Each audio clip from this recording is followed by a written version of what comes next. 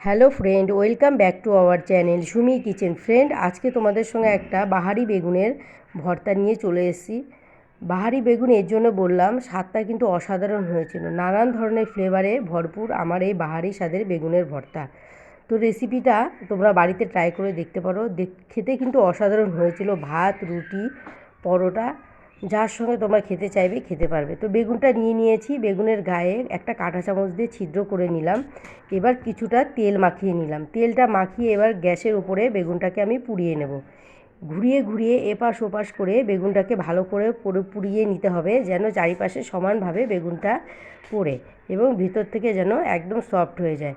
তো তোমরা দেখতেই পাচ্ছ, এপাশ ওপাশ ঘুরিয়ে ঘুরিয়ে আমি বেগুনটাকে পুড়িয়ে নিচ্ছি। তো বেগুনটা প্রায় পুরানো হয়ে গেছে। এবার গ্যাসটা বন্ধ করে বেগুনটাকে আমি একটা পাত্রে নিয়ে নিলাম। বেগুনটা কিছুক্ষণের জন্য ঠান্ডা করতে দেবো। ঠান্ডা হয়ে গেলে পরে আমি বেগুনতে গা থেকে ছিলকাগুলো ছিলে ফেলে দেবো। তো সঙ্গে লাগছে আদা কুচি, রসুন কুচি, পেঁয়াজ কুচি, টমেটো কুচি। এখানে সবগুলো আমি কিমা করে নিয়ে নিয়েছি। আর বেগুনের গায়ে থেকে এবার খোসাটা আমি ছাড়িয়ে নিচ্ছি। তো বেগুনটা অনেকটাই ঠান্ডা হয়ে গেছে। এবার হাতের সাহায্যে আমি এটাকে ভালো করে উপরের পোড়া খোসাটাকে আমি ছাড়িয়ে সম্পূর্ণ আলাদা করে নিলাম বেগুনটাকে। তোমরা দেখতেই পাচ্ছ। তো এবার বোটাটাকেও আমি এরকমভাবে চেপে আলাদা করে নিচ্ছি। তো বেগুনটা সম্পূর্ণ আমার পরিষ্কার করা হয়ে গেল। এবার আমি পরবর্তী প্রসেসে যাব।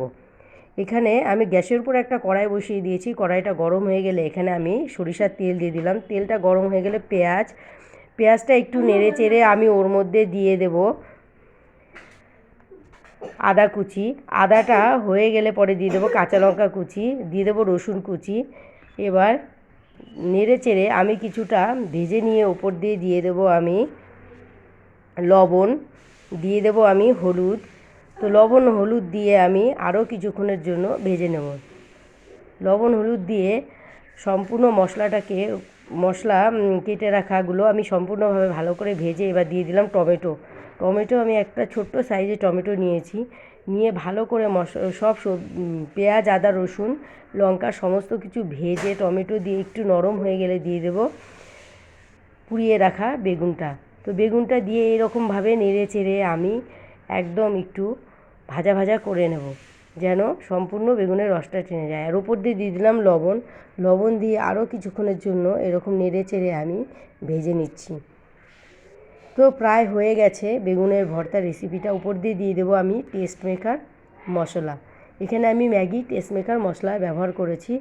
তো ম্যাগি টেস্ট মেকার পুরো পাতাটাই আমি দিয়ে দিয়েছি। দিয়ে আমি বেগুনের ভর্তা রেসিপিটা নামিয়ে নিলাম। খেতে কিন্তু অসাধারণ হয়েছিল। আর তোমাদের সবাইকে দেখার জন্য ধন্যবাদ।